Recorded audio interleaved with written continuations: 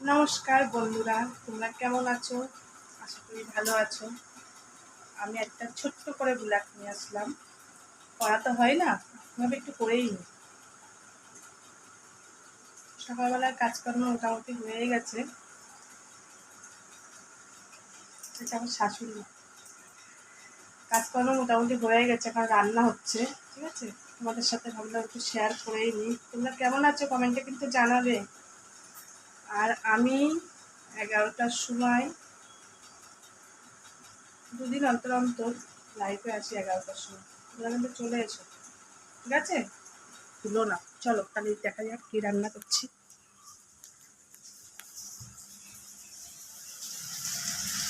এই যে আমার রান্নাঘর, ছোট্ট একটা রান্নাঘর।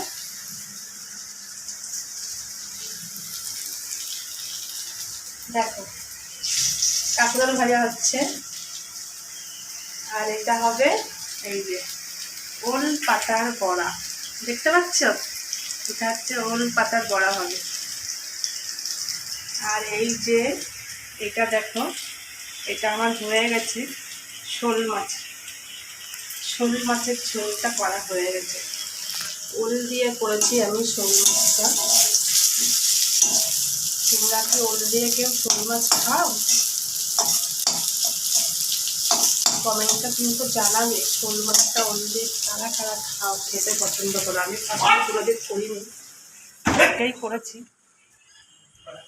আজকেই করে তোমাদেরকে দেখালাম। আমার কাছেই এটা মনে হচ্ছে নতুন নতুন জিনিস, সেই জন্য তোমাদেরকেও দেখালাম। দেখো আমার এটা ঠাকুরের আসন।